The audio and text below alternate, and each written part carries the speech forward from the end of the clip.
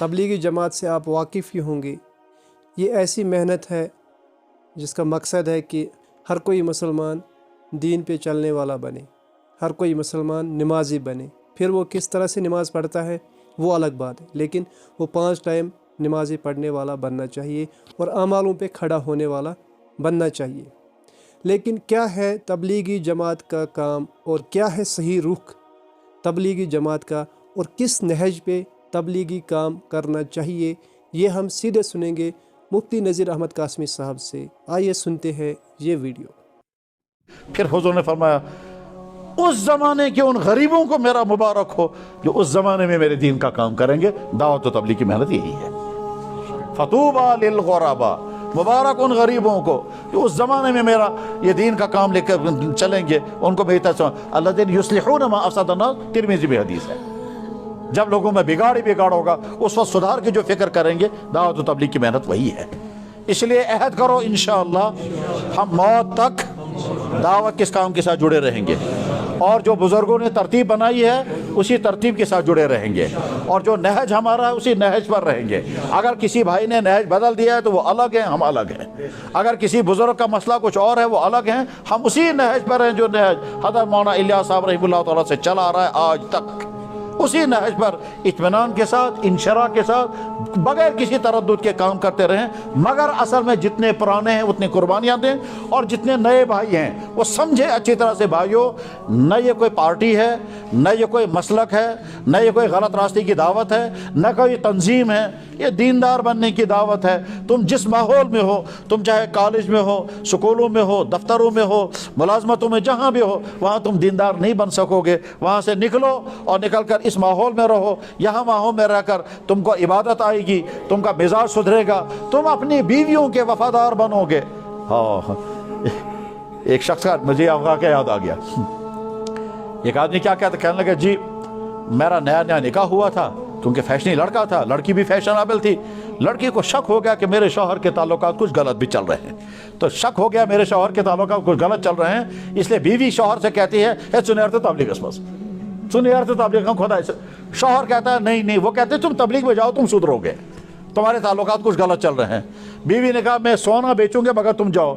जब ज़्यादा ही उसने इसरार किया तो शौहर ने कहा चलो अब जाऊँगा।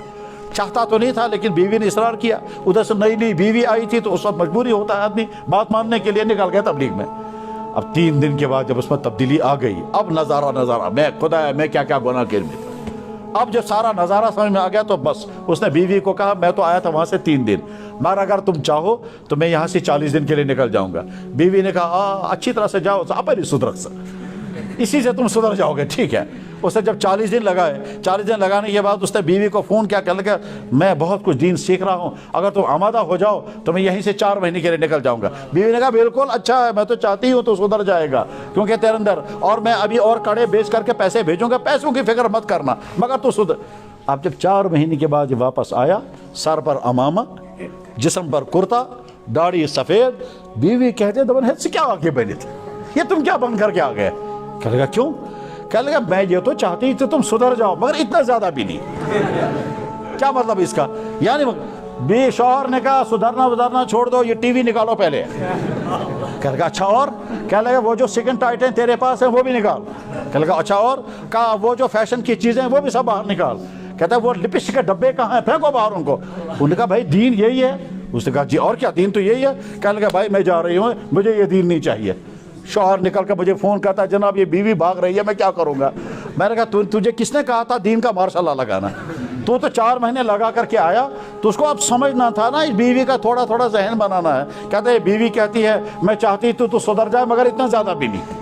क्या मतलब इसका? मेरे भाई अगर तुम चाहते हो तुम्हारे अंदर इतना इम्यून सिस्टम, ईमान का इम्यून सिस्टम इतना मजबूत हो जाए कि तुम बाहर के तमाम बुरे असरात से बच सको, तुम आल प्रूफ बन जाओगे अगर ईमान पुख्ता हो गया। और ईमान पुख्ता करने का रास्ता दावत व तबलीग। अहद करो इंशाअल्लाह हम दावत के साथ जुड़े रहेंगे। कुरानों ने दावत को चखा है, नए इरादा करें और शौक़ के साथ, हिम्मत के साथ नाम लिखवाएं। और जब निकलोगे तुम 3 दिन 40 दिन जो भी निकलोगे, वापस आकर इसी मस्जिद या महल्ले की मस्जिद में बैठकर सोचना खुदाया मैं ज़ियोना किन हो, खुदाया मैंने कुछ पाया या खोया, तो तुम्हारा अंदर के ईमान कहेगा पाया ही पाया, खोया कुछ नहीं, बल्कि ईमान तुम्हें कहेगा तुम आज तक थे कहाँ, तुमने आज तक ज़िंदगी बर्बाद की है। अल्लाह निकलना आसान फरमाए, हिदायत पर जमना नसीब फरमाए, और इस दावत और तबलीग की मेहनत के लिए हमें कबूल फरमाए।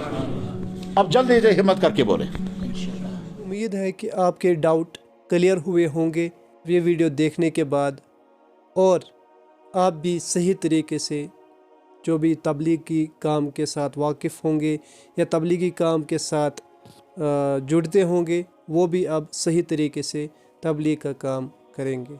दीजिए मुझे इजाज़त, नेक्स्ट कंटेंट तक अल्लाह हाफ़िज़।